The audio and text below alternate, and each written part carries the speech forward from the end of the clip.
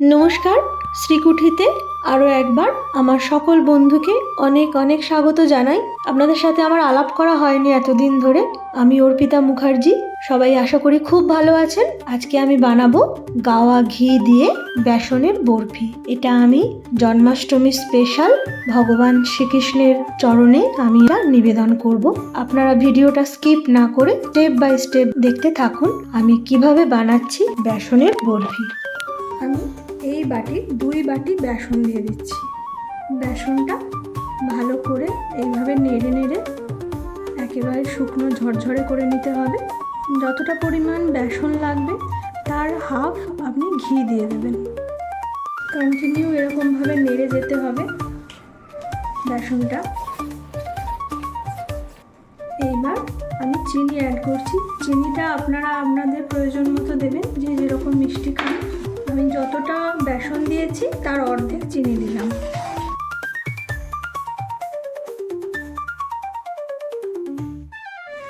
দেখুন একদম ভাজা ভাজা হয়ে গেছে।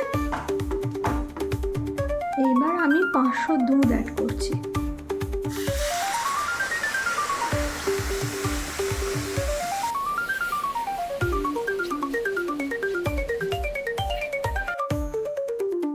এইবার এর মধ্যে আমি নারকেলের গুঁড়ো অ্যাড করে দিলাম।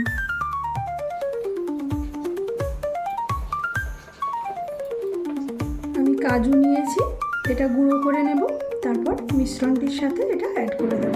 এবার আমি কাজুর পেস্ট ঢেলে দিচ্ছি।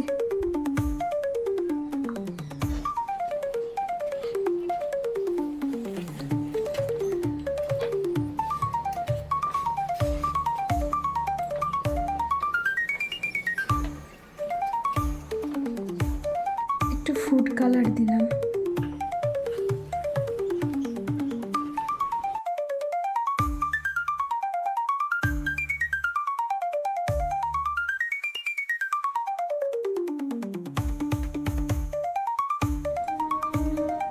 এলাচ গুঁড়ো দিয়ে দিচ্ছি।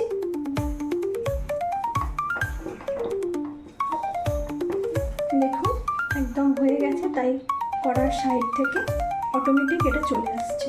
যখনই মিশ্রণ রেডি হয়ে যাবে তখন গায়ে আর লেগে যাবে না, নিজে নিজেই ছেড়ে যাবে।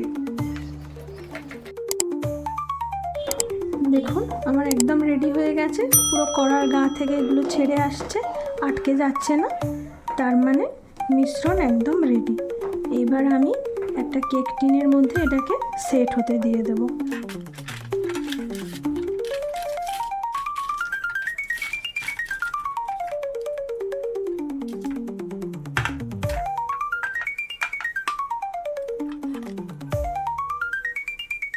এইভাবে আমি এই মিশ্রণটা একটা কেক টিনের মধ্যে ঢেলে এইভাবে আমি সেট হতে দিচ্ছি।